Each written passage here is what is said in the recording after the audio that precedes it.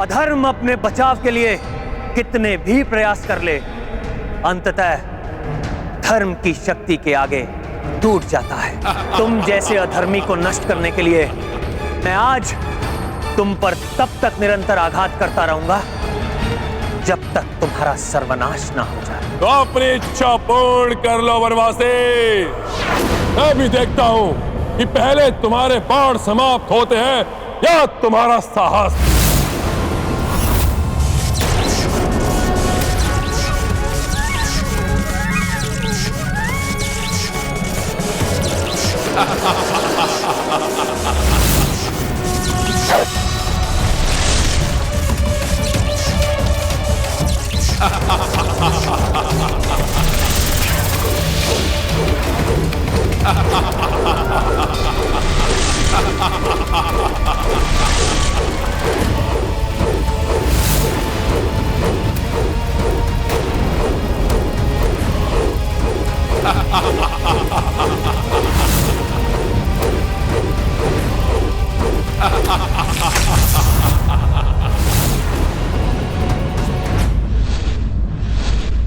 जिस देवी ने मेरे साथ वनवास पर आकर पूर्व में ही अनेकों कष्ट उठाए, उन्हें इस रावण ने अभी तक कष्ट में रखा है। मुझे किसी भी अवस्था में आज इस दुष्ट का अंत करना ही होगा, करना ही होगा, करना ही होगा।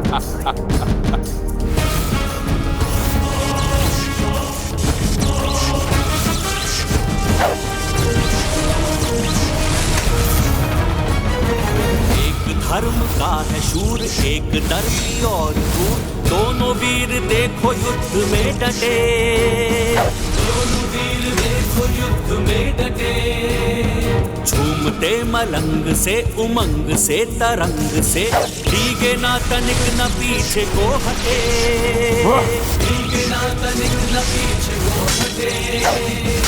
देव भी त्रिदेव भी और सारी सृष्टि भी साक्षियों के रूप में नियुक्त है। धर्म का धर्म से, सत्य का असत्य से, नीति का अनीति से ये युद्ध है। नीति का अनीति से ये युद्ध है। क्या सोचते हो तुम वनवासी? अपने इन बाणों से लंकेश रावण को भयभीत कर लोगे? नहीं! इतना शक्तिहीन नहीं है रावण। ओह, तो भेष बदलकर छल से एक असहाय स्त्री का हरण करने वाले धूर्त राक्षस रावण स्वयं को शक्तिहीन नहीं अपितु शौर्यवान समझता है। यदि हां, तो ये मात्र तुम्हारी भूल है निर्लज्ज, और आज तुम्हें तुम्हारी सभी भूलों का दंड अवश्य मिलेगा।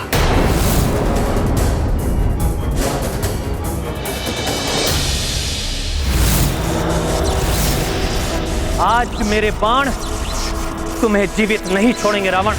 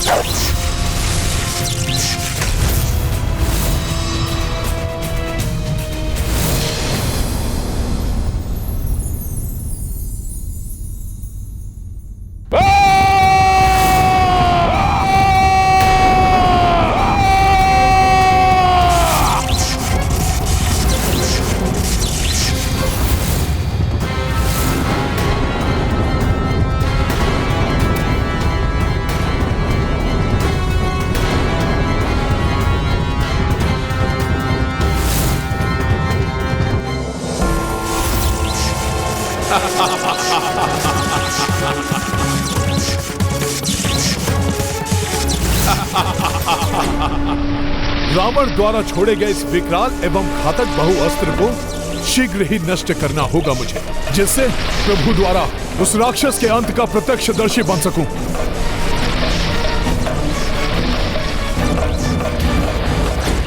हे प्रभु धन्वंतरी जी, राम काज पूर्ण करने में मेरी सहायता कीजिए। अपने इस महाविकराल अस्त्र को निरस्त कीजिए प्रभु।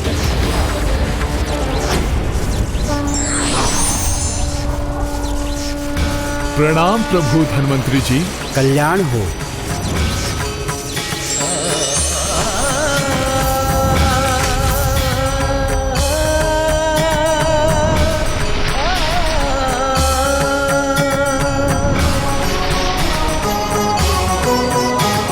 आप मेरी एक ही गुहार पर मेरी सहायता करने आ गए, उसके लिए आपको अनेकों धन्यवाद धन्वंतरी जी।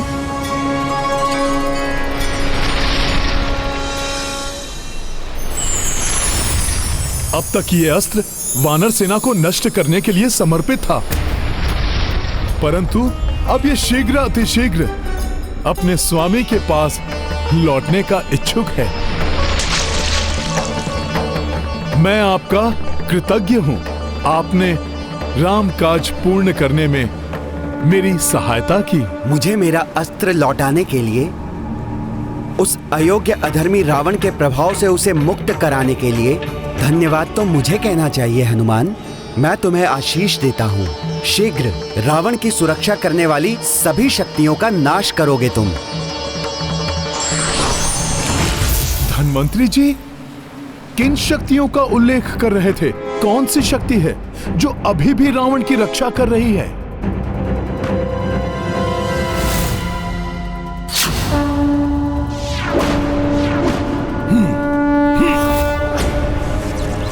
मेरा ये बाण तुम्हें घात करेगा। मृत्यु लोक में अपने बंधु बांधवों से मिलने के लिए तैयार हो जाओ। यही तुम्हारे कुकर्मों का दंड है, धूर्त रावण।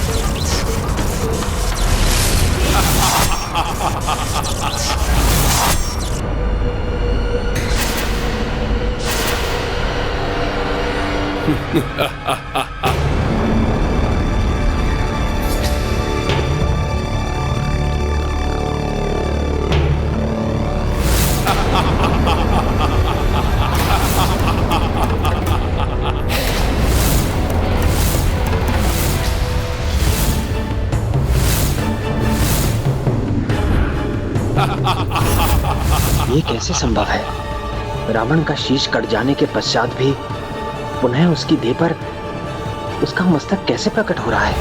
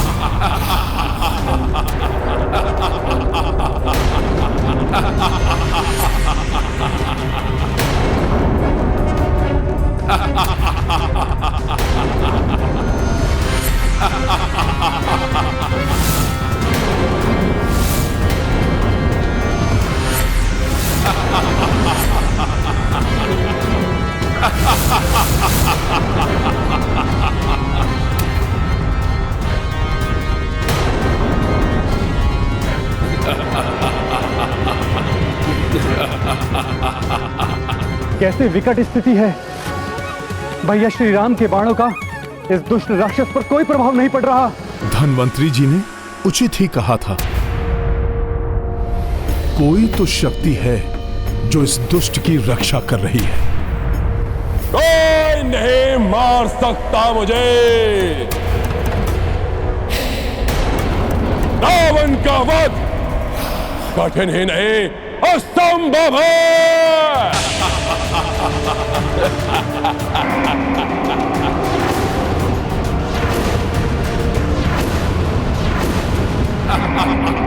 जो भी शक्ति रावण की रक्षा कर रही है उसे भी नष्ट करूंगा मैं।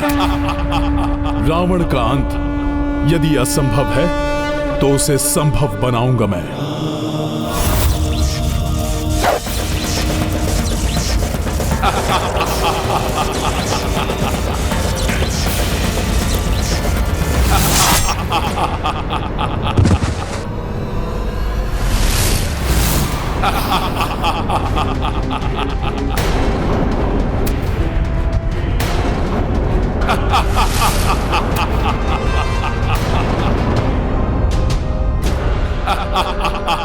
प्रभु के बाण इस प्रकार व्यर्थ हों और ये दुष्ट इस प्रकार अपने अट्टहास से उनका उपहास करे,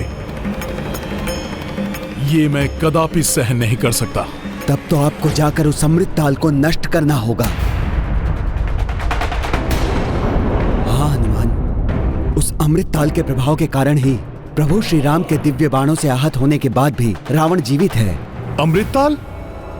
किस अमृतताल की बात कर रहे हैं आप? लंका के दक्षिणी पूर्वी छोर पर एक गुप्त ताल स्थित है जिसका इतिहास समुद्र मंथन के महान प्रसंग से जुड़ा हुआ है। समुद्र मंथन? देवताओं और असुरों ने मिलकर क्षीर सागर का मंथन प्रारंभ किया। हाँ, माता सरस्वती ने मुझे बताया था। देवताओं और दानवों के उस महामंथन के अंत में स्वयं धन्वंतरी जी अमृत कलश लेकर प्रस्तुत हुए थे,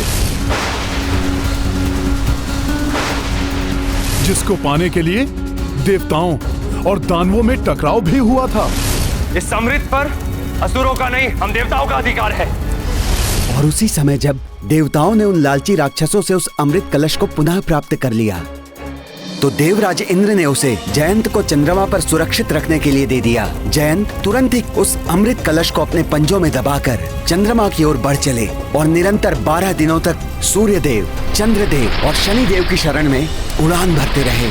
इसी बीच उस अमृत कलश से कुछ बूंदें छलककर नीचे गिर पड़ी और वो बूंदें लंका में एक ताल में जाकर गिरी, जो ताल पूर्णतः निर्जन स्थल पर स्थित था। उन बूंदों के गिरते ही वो ताल भव्य और मनोहर ताल में परिवर्तित हो गया और उसका पानी जीवन देने वाले अमृत के समान हो गया। और अवश्य ये बात शीघ्र रावण तक भी पहुंच गई होगी। रावण को यह ज्ञात होते ही उसने किसी का उसके समीप जाना ही निषिद्ध कर दिया और स्वयं नित्य उस ताल में स्नान करने लगा।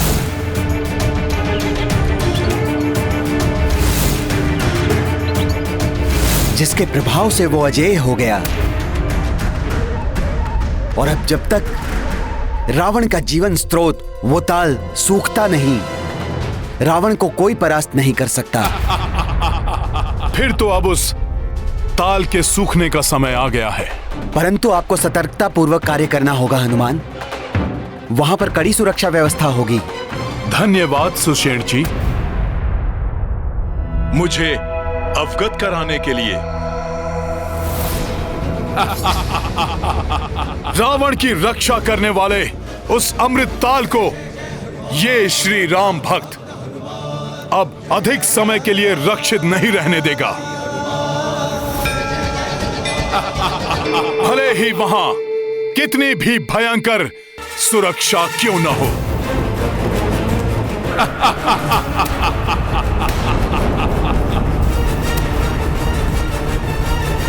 जय श्री राम।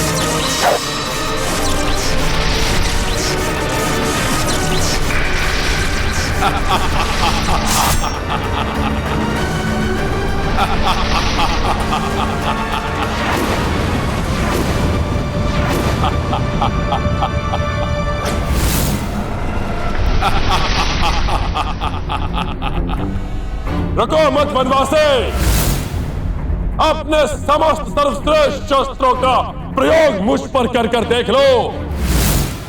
ये त्रिलोक विजेता दशानन रावण को तनिक भी हानि पहुंचा सकते हैं या नहीं?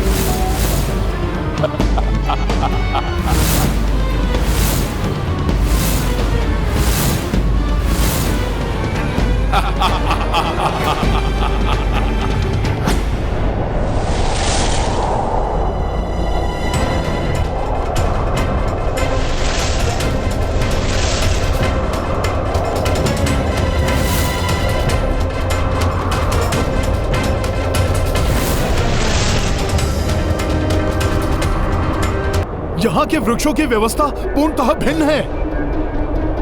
हो न हो अमृतताल यहीं कहीं स्थित है।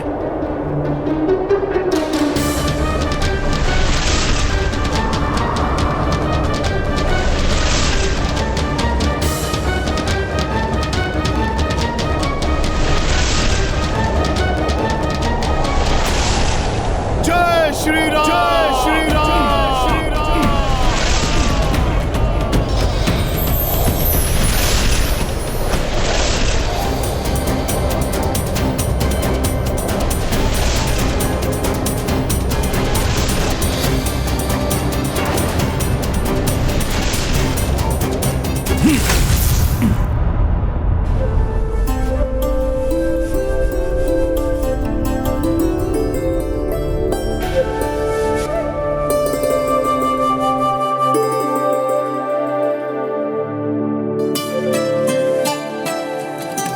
अनुपम सौंदर्य है इस ताल का।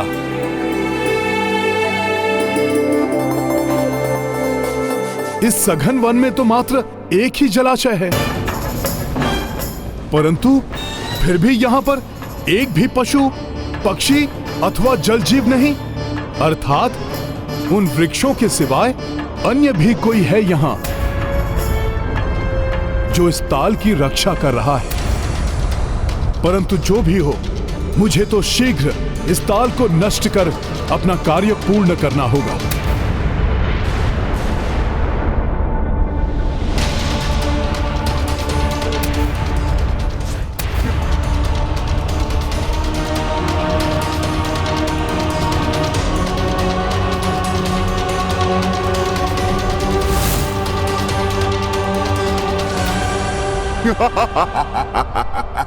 जो करता यहाँ प्रवेश वो नहीं रहता शेष। अंत करूंगा मैं इस दुस्साहसी वानर का।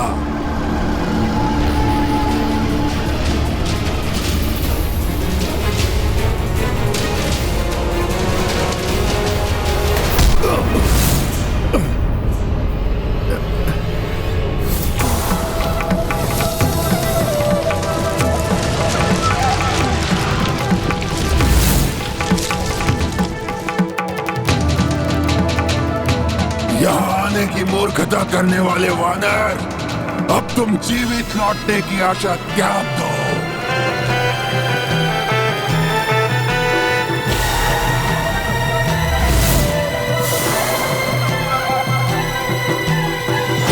अधर्म अपने बचाव के लिए कितने भी प्रयास कर ले, अंततः धर्म की शक्ति के आगे टूट जाता है। तुम जैसे अधर्मी को नष्ट करने के लिए मैं आज तुम पर तब तक निरंतर आघात करता रहूंगा जब तक तुम्हारा सर्वनाश ना हो जाए। तो अपनी इच्छा पूर्ण कर लो वनवासी। मैं भी देखता हूं कि पहले तुम्हारे बाण समाप्त होते हैं या तुम्हारा साहस।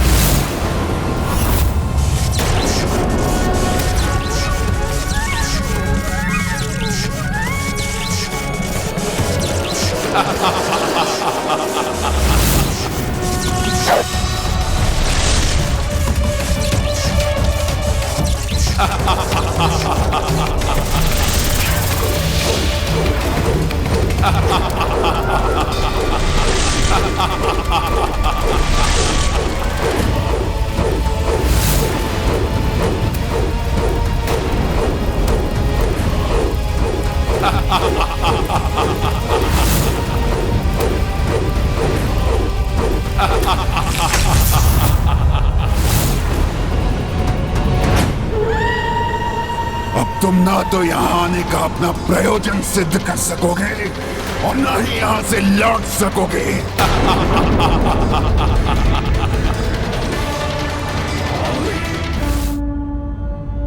जय श्री राम।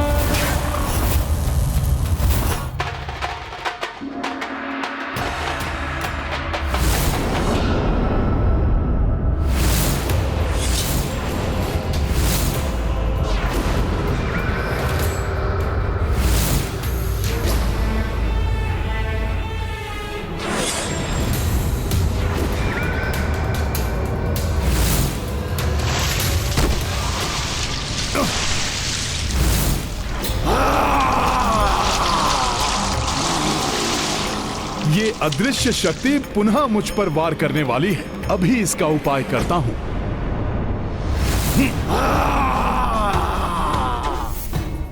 बहुत हुए तुम्हारे अदृश्य वार। अब मैं तुम्हें और अधिक समय के लिए अपने कार्य में बाधा नहीं बनने दूंगा। योद्धा छिपकर नहीं, प्रत्यक्ष होकर वार करते हैं। साहस है तो मेरे समक्ष आकर मेरा सामना करो।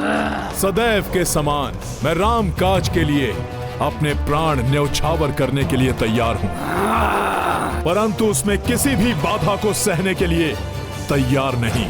तुम राम काज में संलग्न हो तो मैं भी दशानन रावण का कार्य कर रहा हूँ, जिसमें आने वाली बाधा को रोकने के लिए मैं किसी का वध करने में कोई भी संकोच नहीं करूंगा वानर।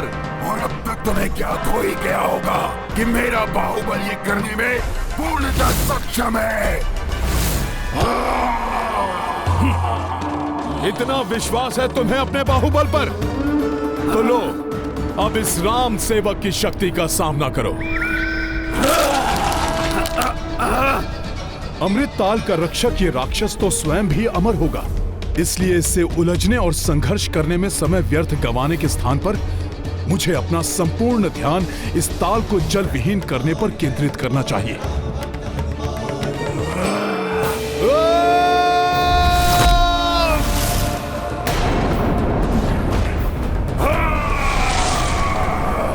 संभवतः इस राक्षस का तो अंत हो गया। अब मुझे शीघ्र इस ताल को जल विहीन कर देना चाहिए।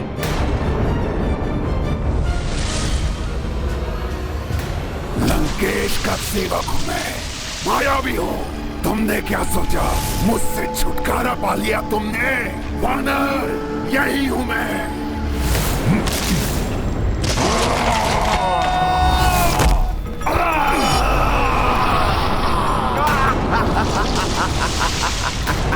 मूर्ख वानर, क्या लगा तुम्हारी वानर बुद्धि को? मेरा अंत हो गया। इस प्रकार तो ये मुझे मेरा कार्य नहीं करने देगा।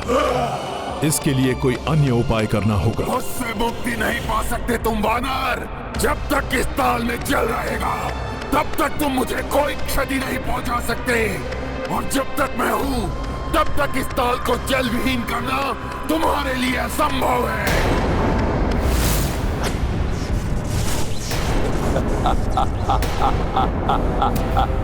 मुझे क्षति पहुंचाना तुम्हारे लिए संभव नहीं है वनवासी। अब देखो कि कैसे मेरी मायावी बाधा तुम्हारे साथ तुम्हारी संपूर्ण वानर सेना को समाप्त करती है।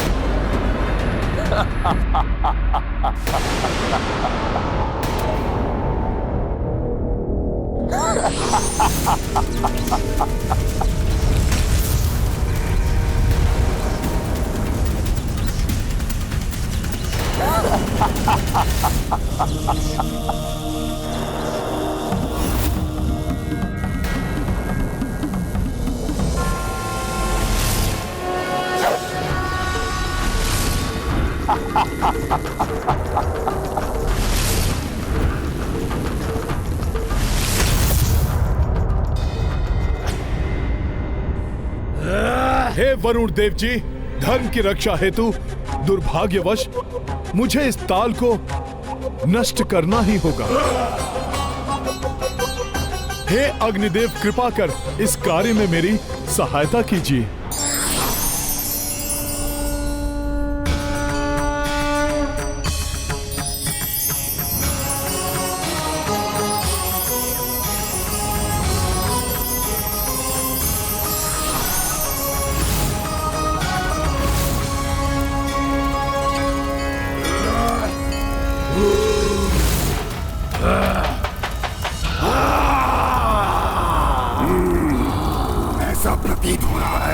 जैसे अपनी स्वयं इसके शरीर पर आरूढ़ है, परंतु इसकी अग्नि को नष्ट करने की शक्ति है मुझ में।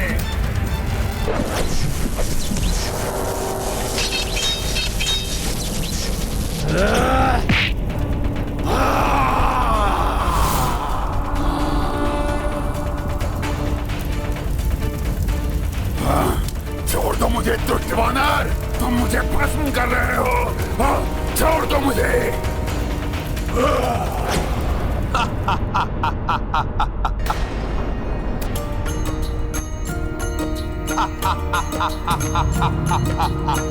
उतरे रावण रघुराई,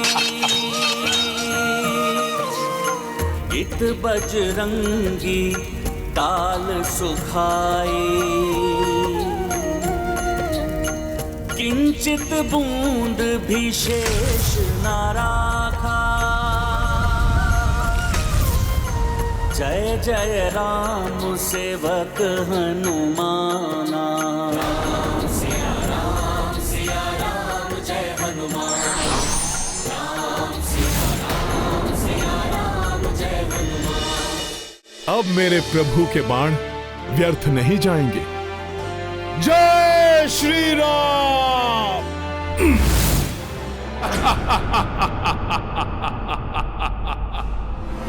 अमृत ताल के जल विहीन होने के बाद अब प्रभु के इस अस्त्र का प्रभाव रावण पर अवश्य होना ही चाहिए, किंतु चिंता तो इस बात की है कि कहीं इस दुष्ट के पास अपनी सुरक्षा के लिए अन्य कोई उपाय तो नहीं है।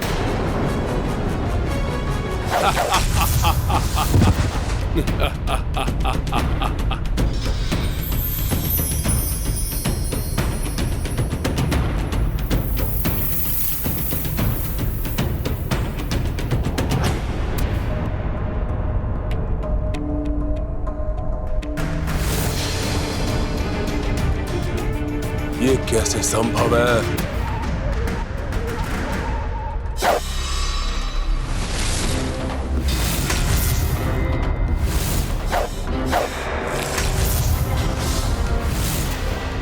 मेरे शीश पुनः मेरे देह से जुड़ क्यों नहीं रहे हैं?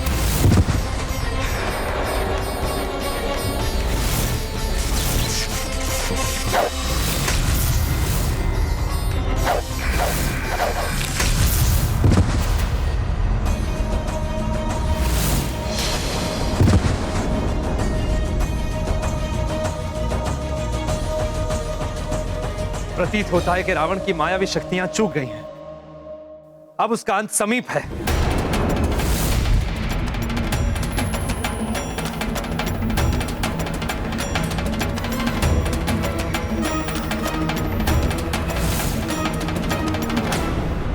ये कैसे हो सकता है? क्यों हो रहा है ये सब?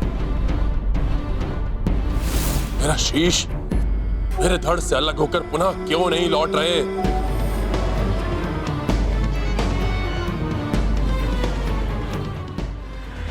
प्रतीत होता है इस वानर को अमृत ताल के बारे में ज्ञात हो गया है। अवश्य ही इसके द्वारा अमृत ताल वाष्पित कर लुप्त कर दिया गया है। प्रभु, अंत कर दीजिए इस दुष्ट का।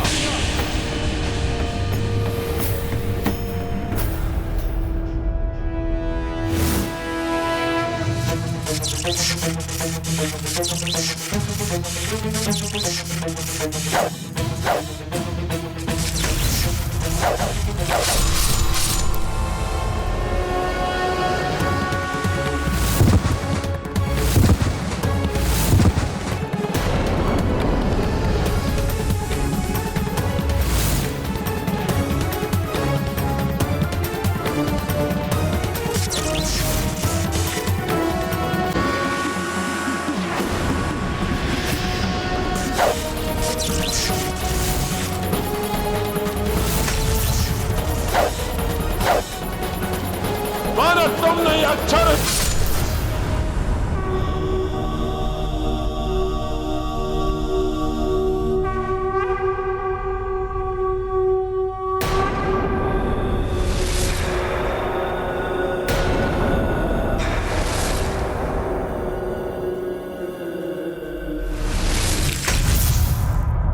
जय श्री राम।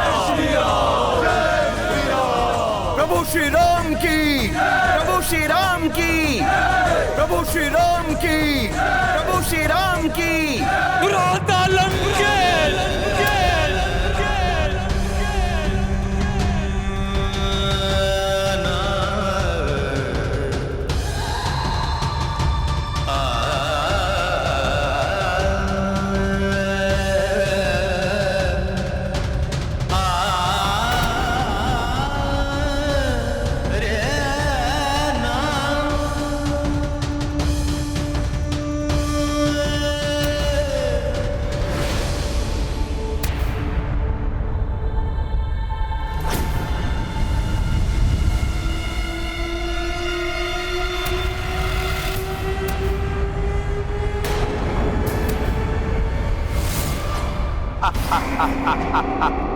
ये कैसे संभव है?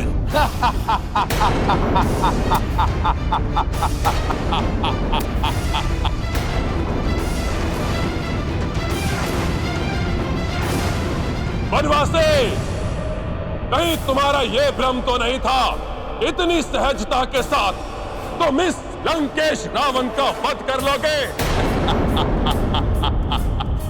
अब तो टूट गया ना तुम्हारा ये भ्रम। मैंने तो पहले ही कहा था कि रावण का वध करना कठिन ही नहीं असंभव है। विभीषण जी, आप ही बताइए, ये कैसे संभव है?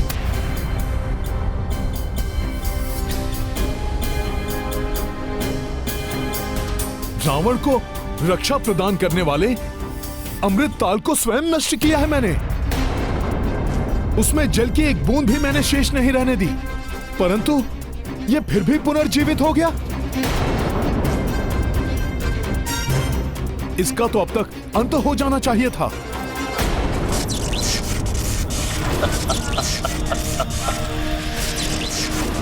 ओहो, तो तुम अब भी प्रयास करना चाहते हो? वैसे भी तुम्हारे इस तुड़ीर में अब अंतिम बाण शेष है, उसका भी प्रयोग करके देख लो। धर्म युद्ध करने वालों के तुनीर कभी बाण विहीन नहीं होते। महाज्ञानी रावण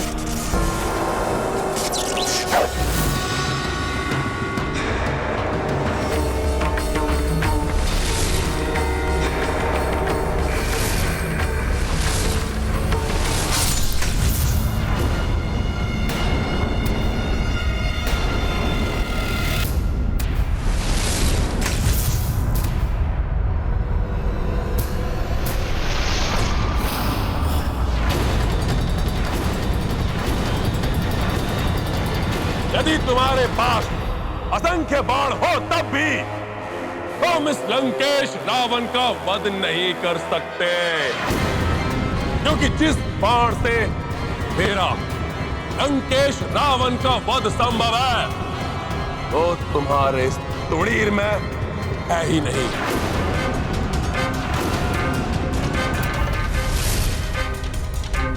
भ्राता लंकेश का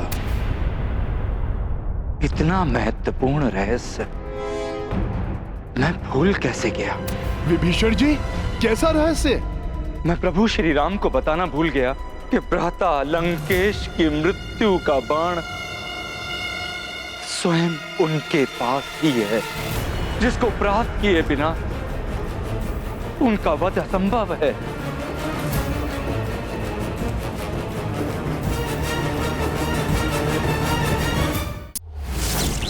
रुको मत वनवासी, चेष्टा करते रहो। रावण का मृत्यु बाण, वो उसे कैसे प्राप्त हुआ और मुझे कहां मिलेगा वो बाण?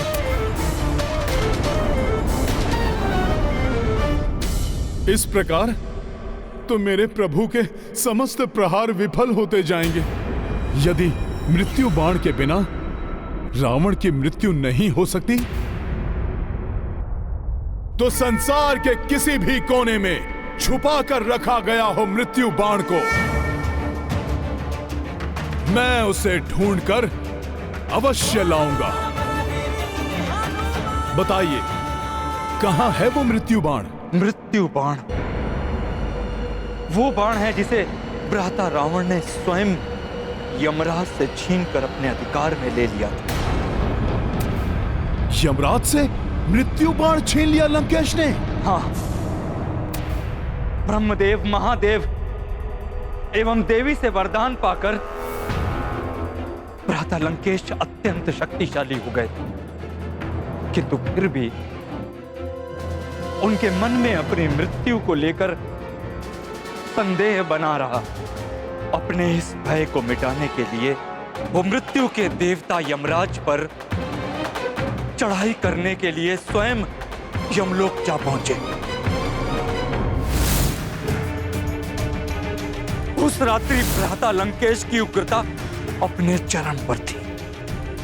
भ्राता इतने प्रचंड थे कि यमलोक के जो भी सैनिक उनका मार्ग रोकने के लिए आए, उन्होंने एकाकी क्षण भर में उन सब का विध्वंस कर डाला। रोको कोई दुष्ट को। और मार्ग की समस्त बाधाओं को समाप्त करते हुए जब भ्राता लंकेश यमलोक में प्रवेश कर गए तो स्वयं यमराज उनका सामना करने के लिए उनके समक्ष आ गए। दोनों के मध्य महासंग्राम छिड़ गया।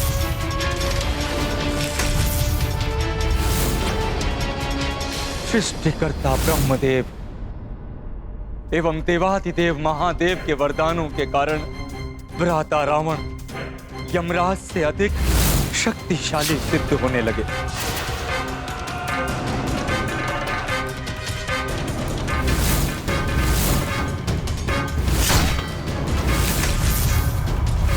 और यमराज को संभलने का अवसर ही नहीं दिया भ्राता रावण ने, और विवश होकर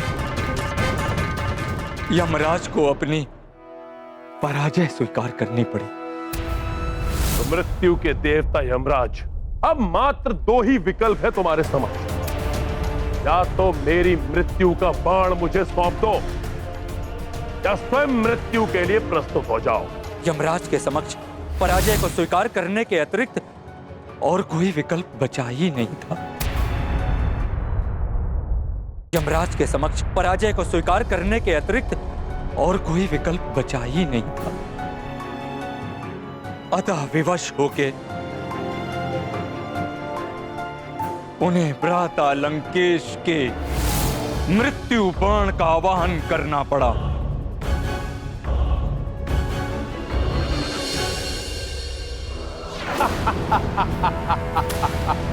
अब ये मेरी मृत्यु का बाण मेरे अधिकार में रहेगा। जब किसी को यह बाण ही प्राप्त नहीं होगा तो कोई भी मेरा वध नहीं कर पाएगा। अमर हो जाएगा त्रिलोक विजेता लंकेश रावण। और भ्राता लंकेश जब अपना मृत्यु बाण लेकर पुष्पक पर आरूढ़ हुए, तभी यमराज ने उन्हें चेतावनी दी। रावण, इस भ्रम में कदापि मत रहना कि तुमने अपनी मृत्यु पर विजय प्राप्त कर ली है। तुम जिस पृथ्वी पर रह रहे हो वो नश्वर है। वहां जिसका जन्म होता है, समय आने पर उसकी मृत्यु भी होती है। तुम नहीं बच पाओगे रावण। तुम्हारे मृत्यु का भी जब समय आएगा, तुम्हारा यह मृत्यु बाण स्वतः उसके पास पहुंच जाएगा जिसके हाथों तुम्हारी मृत्यु होगी। तो विभीषण जी, इस समय वो बाण है कहां? कृपया करके मुझे शीघ्र बताइए। मैं किसी भी मूल्य पर उस बाण को लेकर आऊंगा। ये तो स्वयं मुझे भी ज्ञात नहीं कि वो बाण कहां रखा गया है, किंतु जहां तक मेरा अनुमान है,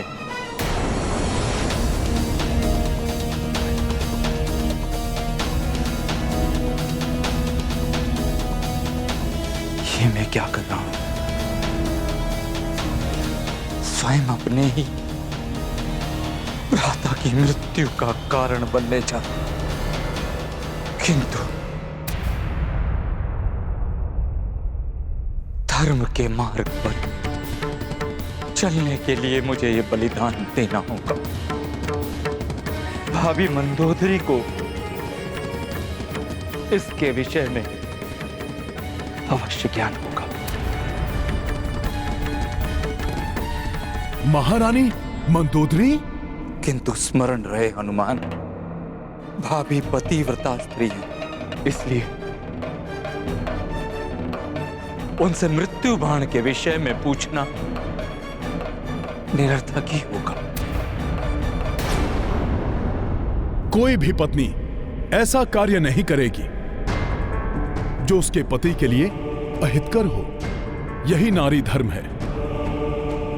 किंतु रावण का मृत्यु बाण प्राप्त करने के लिए मैं उसके महल में जाऊंगा, भले ही इसके लिए मुझे कुछ भी करना पड़े। वैसे भी एक समय मैंने महारानी मंदोदरी से एक वचन लिया था जो उन्हें पूरा करना है। यदि आवश्यकता पड़ी तो मैं उस वचन का आश्रय भी लूंगा। प्रणाम विभीषण जी।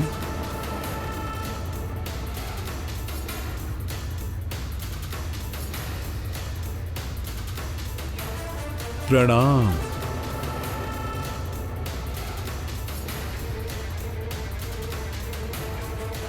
जय श्री राम। धर्म की रक्षा के लिए जो भी कार्य आवश्यक हो, व्यक्ति को वो अवश्य करना चाहिए। राम भक्त महाबली हनुमान को जानना हो तो चैनल को सब्सक्राइब करें और बेल आइकॉन दबाना न भूलें।